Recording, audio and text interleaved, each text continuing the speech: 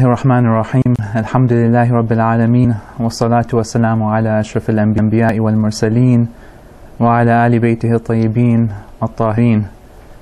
اللهم صل على محمد وآل محمد. I begin in the name of God, most compassionate, most merciful. All praise be to God, Lord of the universe, and may the peace and blessings of Allah be upon the noblest of prophets and upon his family, the pure, the good. Allah subhanahu wa ta'ala says in the Quran, إِنَّ اللَّهَ لَا يُغَيِّرُ مَا بِقَوْمٍ حَتَّى يُغَيِّرُ مَا بِأَنفُسِهِمْ. That is to say that Allah will not change the condition of a people until they change that which is within themselves. And this is really the topic that I have focused on today, which is essentially that change inward and outward. I've been asked to introduce myself, and I normally don't like to do that because I'm not really anybody. And perhaps I should introduce myself by saying who I'm not. I'm not a scholar. I'm not an orator. I'm just a peer. I'm one of you. So I'm here to present as one of you, and inshallah to exchange thoughts. And the key operative word here is to exchange, because I believe that after this there'll be a period of discussion, and as opposed to kind of a one-way discourse, we hope inshallah that it can be an interactive session. So I guess with that said, just treat me as a brother, like one of you, presenting amongst you. And just maybe a little bit of my background. I'm from Toronto. I'm an alumni of the University of Toronto, where I've completed my Master's in Information Management. I currently work as a project manager, and like you, I'm active in the community scene, primarily through the Thaqalain Foundation, the Thaqalain Muslim Association, which is a student-based network. So I guess turning to the topic at hand, we are in the season of mourning, mourning of Abu Abdullah al-Hussein alayhi salam and his family and his companions. And we've passed the days of Ashura, and we're approaching the days of Arba'in, and these are the days of tribulations and trials of the family of the Messenger of God. And when we look at this tragedy, we see an obvious conflict that exists on the physical plane of reality. The conflict between the oppressed and the oppressor, between truth and falsehood, between the party of virtue and the party of vice. So there's obviously a conflict that's taking place in the deserts of Karbala on the day of Ashura. But Karbala and Ashura don't only exist on the physical plane, they also exist on a metaphysical plane, whereby Karbala symbolizes any place where that conflict takes place, whether it's physically or within ourselves. And Ashura represents any time in which that conflicts take place. So it's in a sense, it's meta-historical. It's beyond history. And again, our topic inshallah today is to have a look at what that conflict is. I mean, this is one of the key key operative words that take place here, which is the struggle. So what is jihad? Obviously this is a term that has been misunderstood, misperceived, and sometimes it's consciously, inadvertently. There's a lot of confusion about this term. So let's begin by defining these terms. So jihad derives from, the root word of jahada, and its literal meaning is to exert, to struggle, to make effort. When we put this into the Islamic context, it adds another dimension.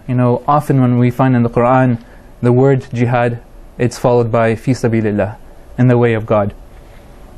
And we find that Imam Hussein alayhi salam, look at his last few words. He says, Bismillah, wa billah, wa ala millati rasulillah.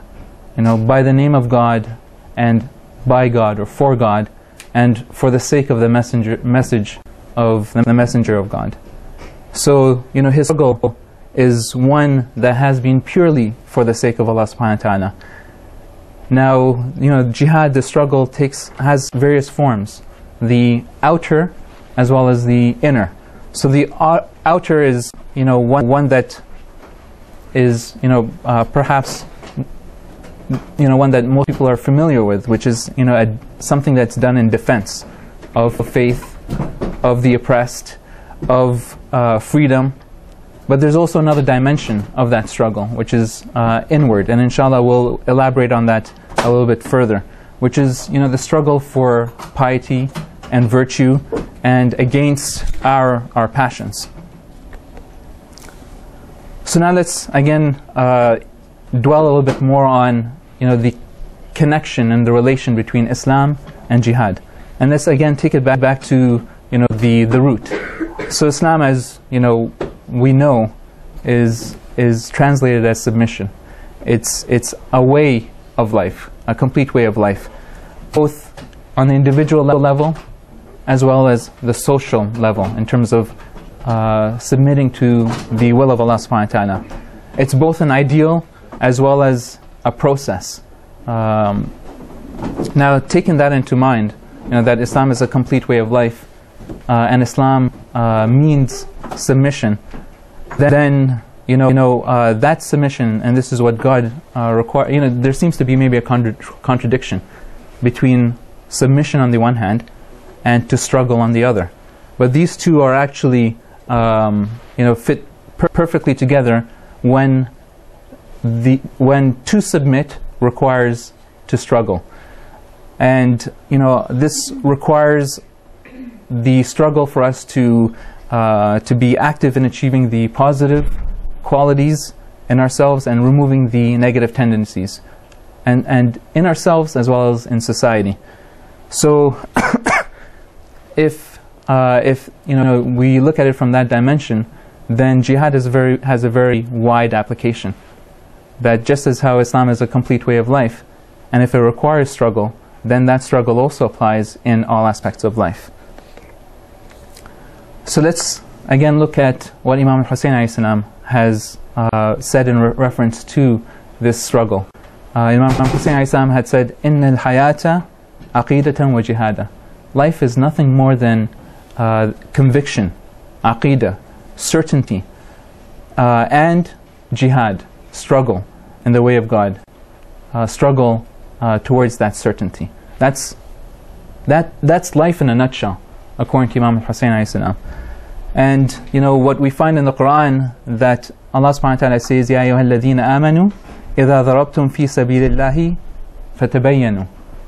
So this translates, O you who have faith, when you issue forth in the way of Allah, try to ascertain. So before you strive, before you struggle, aqidah precedes jihad. Aqidah is to ascertain the truth. How can you struggle for something if you haven't ascertained whether it merits the struggle? Or how can you struggle against something when you haven't ascertained that there's demerits to it that you're struggling against? Also, how do you know that there's a need to struggle? How do you know that the struggle is justified? How do you know what are your own motives towards that struggle? So, before struggle, as Allah subhanahu wa ta'ala says, you need to ascertain. So, again, let's again look at jihad vis-a-vis Islam. Now, Islam is a way of life that aims to establish equilibrium, both within and without. And when we find lack of equilibrium, you find injustice, you find oppression, you find conflict, you find chaos. And on the other hand, when there is equilibrium, you find peace, you find order, you find justice. Imam Ali alayhi salam had defined justice as putting a thing in its rightful place. And so when we have things in its rightful place in ourselves and in society, then that leads to peace, that leads to order, that leads to tranquility. That is justice.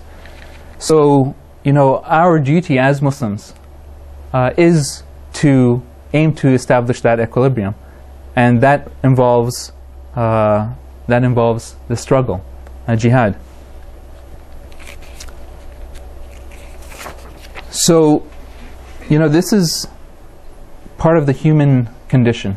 The human beings are conflicted.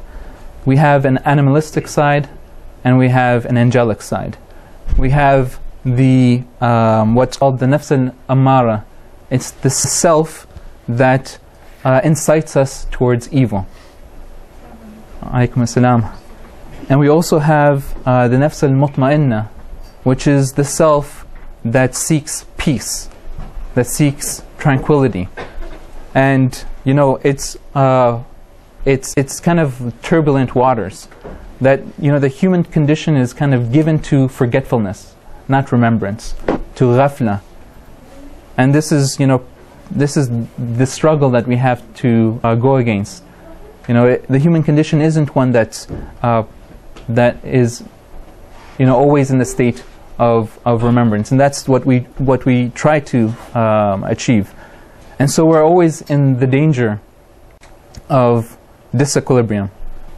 And disequilibrium, if it persists, leads to disintegration, both inside and outside. Disintegration in ourselves, as well as disintegration in our society. And so, it's for us to constantly exert ourselves to maintain that equilibrium, both inward and outward. And the analogy that I've kind of put here in a sense of a picture is a ship in stormy waters.